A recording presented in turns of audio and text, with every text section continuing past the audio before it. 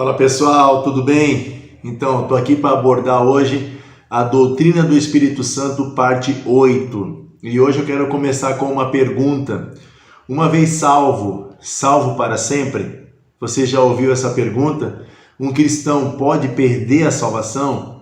Pois é, o assunto de hoje é a doutrina da perseverança dos santos, ou seja, aqueles que o Senhor salva. Ele conduz até o fim. Como é que funciona esse negócio? Então nós vamos abordar hoje Doutrina do Espírito Santo, parte 8, a última parte sobre o Espírito Santo. Então vamos lá. O que é a perseverança dos santos, né? A perseverança é definida como uma contínua operação do Espírito Santo no crente, pela qual a obra da graça divina iniciada no coração tem prosseguimento e se completa. Ou seja, os crentes continuam de pé até o fim, porque Deus nunca abandona a sua obra. Então, nós cremos que Deus sim nos preserva. Agora é importante a gente entender algumas coisas bem especiais aqui, porque há muita confusão quando entra nesse assunto. Porém, a doutrina da perseverança dos santos não ensina que todos que professam a fé cristã são sustentados em sua peregrinação até o céu. Presta atenção, tá? Por quê? Porque a apostasia é um perigo real. Então muitas pessoas, Walter, mas onde é que fica a apostasia? Porque a Bíblia fala sobre apostasia. Então vamos explicar um pouquinho para você entender. Então muitos já professaram as suas realidades do Evangelho como verdadeiras, mas em algum momento eles abandonaram a fé e acabaram morrendo fora da comunidade, fora da igreja de Cristo, fora do corpo de Cristo. E como que a gente fica com isso? Essas pessoas foram para o inferno porque as posturas dela, tudo que elas fizeram, denunciavam que elas não eram cristãs. Mas um dia elas foram. Como é que funciona isso? Então, deixa eu primeiro explicar para você. Nós precisamos distinguir sobre dois tipos de pessoa. O primeiro são os cristãos genuínos. São os crentes verdadeiros. São aqueles que possuem a fé salvadora. E esses prevalecerão, ou esses permanecerão até o fim. Porém, a Bíblia fala de crentes com fé duvidosa, com fé mentirosa ou fé falsa, né? Que talvez seja a definição mais adequada, ou uma fé temporária. Então, mas onde é que está isso na Bíblia? Lá em João capítulo 2, no verso 23 ao 25, a Bíblia diz o seguinte, olha o que João relata. Por causa dos sinais que Jesus realizou em Jerusalém, durante a festa da Páscoa, muitos creram nele. Olha só, muitos creram. Como assim? Jesus, porém, não confiava neles, pois conhecia a todos. Ninguém precisava lhe dizer como o ser humano é de fato, pois ele conhecia a natureza humana. Ou seja, eles não criam em Jesus para a sua salvação, mas eles criam em Jesus como alguém que podia ajudar eles, como alguém que podia melhorar a vida deles. E Jesus sabia que eles não creram no sentido salvífico, no sentido de fé para a salvação, mas no sentido de crer, eu creio em Jesus que eu quero ser curado, eu creio em Jesus que eu quero ter um casamento melhor, mas eu não creio em Jesus porque ele morreu pelos pecados na cruz do Calvário, do qual eu sou pecador, eu merecia estar lá. É essa fé que ele está dizendo aqui, que Jesus não confiava neles. Por quê? Porque sabia que o crer aqui, nesse sentido, era um crer nos sinais que Jesus tinha feito, nos milagres que Jesus tinha feito. Então é muito interessante a gente entender que estar unido com Cristo é diferente de fazer uma profissão de fé. Aquele que está em Cristo é nova criatura, mas fazer uma profissão de fé não necessariamente precisa estar em Cristo. E aí é que nós vamos explicar um pouquinho o número imenso de desviados no Brasil. Quero trazer para você aqui só uma estatística bem interessante para você entender. Você sabia que na década de 80, o Brasil tinha 6,6% de cristãos ou evangélicos? 6,6%. Na década de 90, aumentou para 9%. Já em 2010, estava em 22%. Olha só quanto que cresceu. E agora em 2020, que não saiu o censo ainda, o censo vai ser o ano que vem, e por causa da pandemia, mas estima-se que o Brasil tenha hoje quase 32% de evangélicos, ou seja, é muita gente. Eles têm uma projeção que em 2030 e alguma coisa, acho que é 2034, o número de evangélicos no Brasil vai ser o mesmo que o número de católicos. E como que a gente explica esse crescimento astrondoso de evangélicos mas ao mesmo tempo não vê mudança, não vê uma igreja realmente bíblica. Pelo contrário, você vê a corrupção aumentando, você vê um monte de coisa aumentando. Como que a gente explica isso? Bom, então vamos lá. A primeira coisa que nós temos que entender é que tudo que acontece agora tem uma origem lá no passado, né? Por isso que talvez uma das matérias mais importantes para nós, a gente seria a matéria de história. E eu confesso que eu não gostava muito de história. Mas quando você vai entendendo a história e entender o que fizeram no passado, você compreende por que nós agimos assim. Tudo que está acontecendo no Brasil agora não é uma coisa que aconteceu de um ano para o outro, de um dia para a noite. São uma construção que vem há muitos anos acontecendo e agora explodiu do jeito que está. Então a questão dos evangélicos no Brasil é a mesma coisa. Talvez você já ouviu falar sobre Charles Finney ou Charles Finney, né? Eu não sou bom no inglês, mas esse homem eu falei um pouquinho aqui sobre ele e hoje eu vou abordar mais um pouquinho. Por quê? Porque Charles Finney, olha só, ele nasceu, né, em 1792, tá? Ele era um pregador, um professor, era advogado e ele também era um teólogo e um avivalista. Ele nasceu, segundo a história conta, que ele foi responsável pelo segundo grande despertamento nos Estados Unidos. O problema é que esse segundo grande despertamento ou avivamento, com bastante aspas, ele foi baseado em basicamente técnicas humanas. Porque Charles Finney foi quem introduziu na era da igreja, né, a ideia do banco dos ansiosos. O que era o banco dos ansiosos? Era aquela ideia de vir para frente para entregar a vida a Jesus. Era a ideia de o culto não era mais uma pregação da palavra. O culto não era mais o foco em pregar o evangelho para que o evangelho salvasse as pessoas. Mas o foco do culto agora é salvar as pessoas e tudo que nós vamos fazer agora é para salvar as pessoas. Então ele introduziu técnicas e táticas emocionais, levavam as pessoas a se sentirem, né, desesperadas, chorarem, ou outros incentivos que levassem as pessoas a aceitarem a Jesus. Ele também criou um negócio chamado Procter Meeting, que eram reuniões extremamente demoradas para justamente forçar as pessoas a aceitarem a Jesus. E olha que interessante, quando os críticos diziam que essas medidas, né, de forçação de barra era excessivamente ênfase à ação humana na conversão e quase nenhuma ação de Deus, você sabe qual era a resposta dele? Pelo menos funciona. Sabe o que chama isso? Pragmatismo. O que é o pragmatismo? O pragmatismo vai dizer o seguinte: não importa se está certo ou está errado, o que importa é se funciona, é se dá resultado. E hoje a igreja não está preocupada em pregar o evangelho para que Deus venha e salve as pessoas. A igreja está preocupada em dar resultado. Então é o seguinte, o que eu vou falar aqui salva pessoas? Faz as pessoas aceitarem a Jesus? Ah, faz, então eu vou fazer. Tá, mas não tem nada a ver com o evangelho, não tem problema, o que importa é que dá resultado, porque se está tendo número, é porque Deus está abençoando.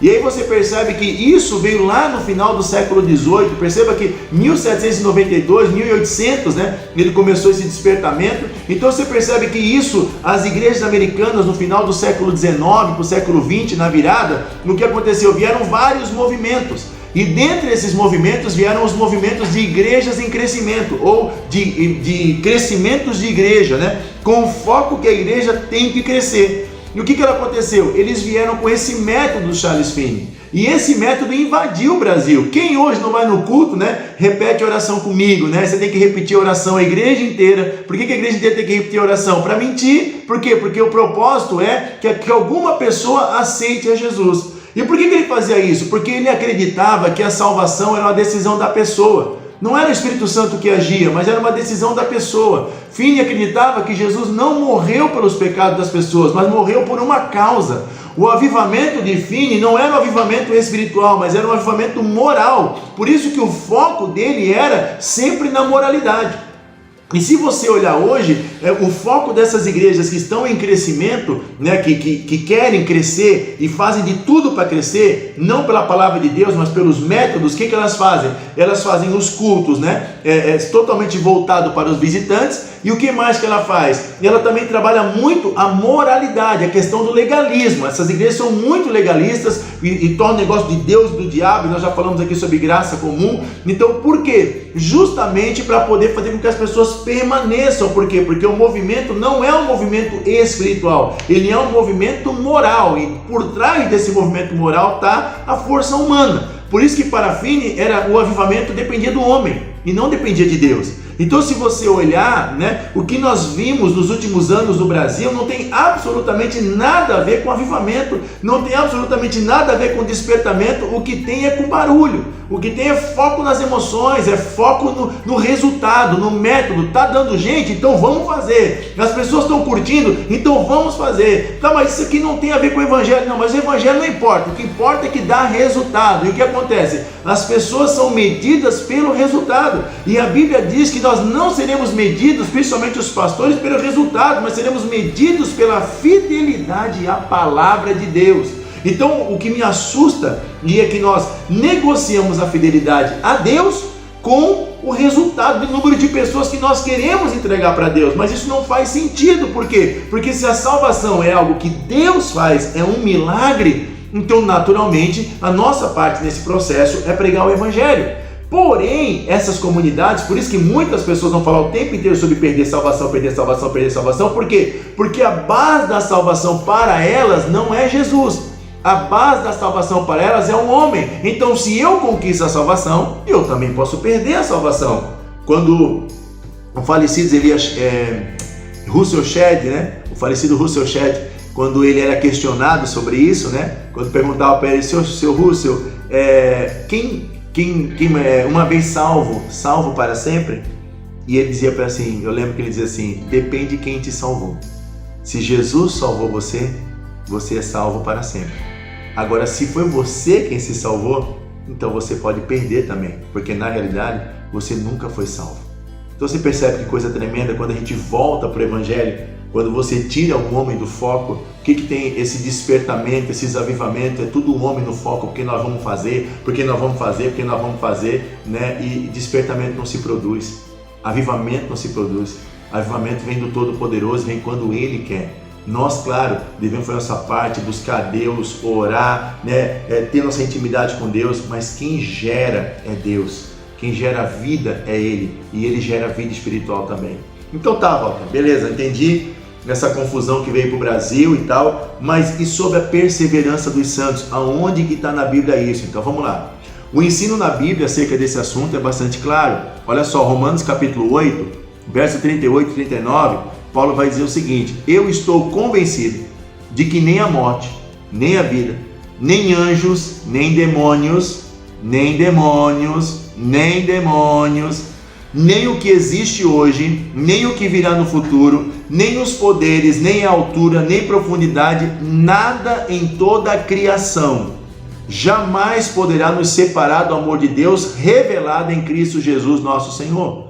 Se você pegar o Romanos capítulo 8, o contexto está falando do justificado, dos que são salvos, dos filhos de Deus. Separado do amor de Deus, está falando de separado do amor. Que amor é esse? Da salvação. O que ele está dizendo é que nada pode nos separar, nem nós mesmos, que está dizendo assim, nada em toda a criação. Nós somos criaturas de Deus e nos tornamos filhos por causa do sangue do Cordeiro, e nós somos nova criatura em Cristo Jesus. Está lá em 2 Coríntios 5,17, aquele que está em Cristo é nova criatura. Então nada pode nos separar desse amor de Deus. Então não há como conceber, um cristão que nasceu de novo, que foi salvo pelo sangue de Jesus, se desviar no sentido de perder sua salvação. O fato é que o cristão não vai herdar a vida eterna. Nós já temos a vida eterna. Por quê? Porque a Bíblia diz que aquele que crê em mim, ainda que morra, viverá. Por quê? Porque a vida em Cristo já começa agora. Olha só o que 1 João 5,13, o apóstolo João diz assim, eu escrevi essas coisas, a carta dele, entre outras coisas, eu escrevi essas coisas a vocês que creem no nome do Filho de Deus. Que crê é esse? Crê de salvação. Não é aquele que crê no Jesus que faz milagre, mas não crê nele como Senhor, mas aquele que crê no Senhor para a salvação. Diz assim, eu escrevi essa carta para que vocês saibam que vocês têm a vida eterna. Tem, é presente. Ele está dizendo para que vocês terão a vida eterna se vocês fizerem isso. Para que vocês, não, que ele está falando, eu escrevi isso aqui para que vocês saibam que tem a vida eterna. E o mesmo apóstolo João quando ele vai falar sobre o Evangelho, ele escreveu o Evangelho de João para falar da divindade de Jesus. Quando os líderes judeus estavam rodeando Jesus, olha que ele diz assim, quando os líderes judeus o rodearam e perguntaram: quanto tempo vai nos deixar em suspense? Se você é o Cristo, diga-nos claramente. Jesus respondeu: eu já lhes disse e vocês não creram em mim. A prova são as obras que eu realizo em nome do meu Pai. Mas vocês não creem em mim porque não são minhas ovelhas. As minhas ovelhas ouvem a minha voz, eu as conheço e elas me seguem. Eu lhes dou a vida eterna. Não é elas não conquistaram a vida eterna, eu lhes dou. Jesus falou: eu lhes dou a vida eterna e elas nunca morrerão. Ou seja, não vai se desviar, não vai perder a salvação. Por quê? Ele diz aqui, ninguém pode arrancá-las da minha mão, pois meu Pai a deu a mim e Ele é mais poderoso que todos. Tem alguém mais poderoso que Deus? Quer dizer que você tem mais poder do que Deus, porque eu decido me desviar, entendeu? Porque ele está dizendo assim, ninguém pode arrancá-las da mão do meu Pai. Gente, isso é tremendo demais, sabe por quê? Porque quando você entende a segurança da salvação, isso não te traz comodismo. Ninguém fala assim, já estou salvo, faço o que eu quero. Pelo contrário, isso te traz profunda gratidão. Quando eu entendi isso daqui, eu disse, meu Deus do céu, eu li a Bíblia diferente, eu oro diferente, eu sou profundamente grato, minha generosidade, eu digo, Deus, que coisa tremenda, o Senhor é tão grande, tão grande, tão grande, eu sou tão pequeno, tão pequeno. E por quê? Porque a gente entende que quando você compreende, olha só como é importante você entender o Espírito Santo, a doutrina como um todo. Porque se você é a base da salvação, se você decide ser salvo, eu decido porque eu decido, o que acontece? Então, em última instância, a salvação é um mérito teu. E por isso que quando você chega lá no céu, você vai chegar por seus méritos. Por quê? Porque foi você que decidiu e foi você que permaneceu. Agora, quando você entende a graça como ela é, que é um presente, você entende que desde o início da salvação, todo o processo que o Espírito Santo age na nossa vida é um processo dele. Então, olha só, o Espírito Santo nos convence do pecado, da justiça e do juízo. O Espírito Santo traz arrependimento.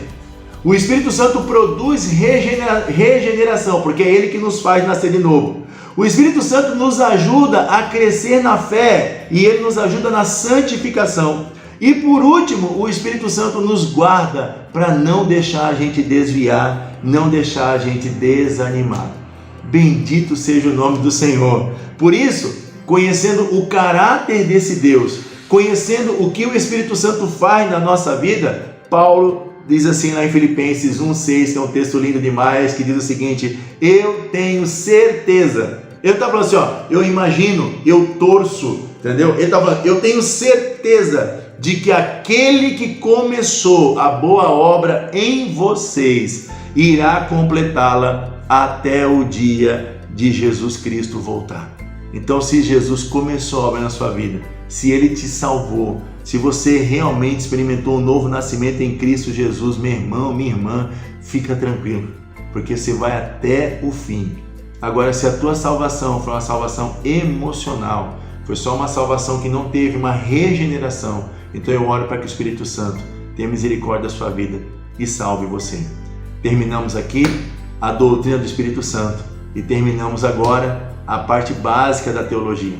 Tá, Walter, mas e aquele texto de Hebreus capítulo 6 que fala sobre perda de salvação? Sábado nós vamos falar sobre ele. Tá, Walter, mas na teologia sistemática você falou sobre doutrina do homem, doutrina do pecado, doutrina de Deus, doutrina de Jesus Cristo, doutrina da humanidade, doutrina do Espírito Santo, mas está faltando uma doutrina, a doutrina da igreja. É verdade. Semana que vem nós vamos falar um pouco sobre isso, tá bom? Que Deus abençoe sua vida. Meu Deus, é tão bom falar de um Deus que nos ajuda a perseverar. Jesus, como Deus é tremendo. Que Deus abençoe tua vida, você tenha uma ótima semana e te prepara que sábado vai ser muito sobrenatural. Leia a Bíblia, fale com o teu pai, que ele está contigo. Deus abençoe.